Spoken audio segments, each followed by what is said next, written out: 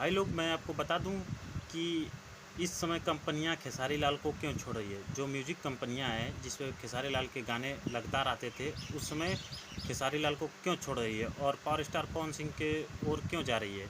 तो सबसे पहले मेरा नाम अंकित दुबे है और आप लोग देख रहे हैं राउंड भोजपुरी। तो बता दें कि 1-2 साल पहले पावर स्टार पवन सिंह का उतना गाना तो आ नहीं रहा था, मतलब वो महीने में 1-2 गाने दे देते थे, तो उतना ही बहुत होता था। और उधर खेसारी लाल का गाना बहुत आता था। तो भाई कंपनियां ये देखती हैं कि उनको बिजनेस चलाना है, पैसा कमाना है। तो कंपनियां क्या की हैं कि इस समय जो मार्केट में बहुत बज रहा है, बहुत गाने जिसके आ रहे हैं, उन्हीं को जोड़ेंगी। तो भाई इस अगर जो गाना गाएगा ज़्यादा, उन्हीं की ओर वो जाएगी। तो इस समय पावर स्टार पवन सिंह बहुत गाना गा रहे हैं, तकरीबन महीने में 1-8 दर्जन गाना दे ही दे रहे हैं, 12-13 गाना तो दे ही दे रहे हैं किसी तरह।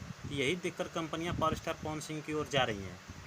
जैसे में आप लोग देख ही सकते हैं कि मतलब आदिशक्ति फिल्म्स थी, जो कि पावर स्टार पवन सिंह उस पर गाना नहीं गाते थे। तकरीबन 2-3 साल से उस पर गाना नहीं आता था।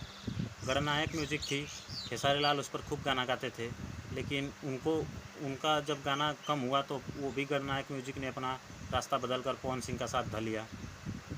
अंकिता फिल्म्स थी, वो भी इसी तरह गाना खेसारी लाल का देखिए कम गा रहे हैं, तो वो भी पावर स्टार पवन सिंह के साथ जब गाना पावर स्टार पवन सिंह ने जब गाना ज़्यादा गाने लगा तो वो भी उन्हीं के साथ आ गई। मतलब यही है कि मतलब कंपनियां इसी कारण खेसारी लाल के साथ साथ छोड़ रही हैं और पवन सिंह के साथ जुड़ रही हैं। कंपनियां यही चाहती हैं कि मतलब उनका बिजनेस ठप ना पड़े, और जो मार्केट में खूब बज रहा है, मार्केट में जिसका गाना हरदम आ रहा है, उन्हीं के साथ वो मिलेंगी। और आज के डेट में हमको नहीं लगता है कि पावर स्टार पवन सिंह से ज़्यादा कोई बज रहा है। इसीलिए कंपनियां पावर स्टार पवन सिंह के साथ जा रही हैं और उनसे गाना खरीद रही हैं और अब मार्केट में छोड़ रही हैं।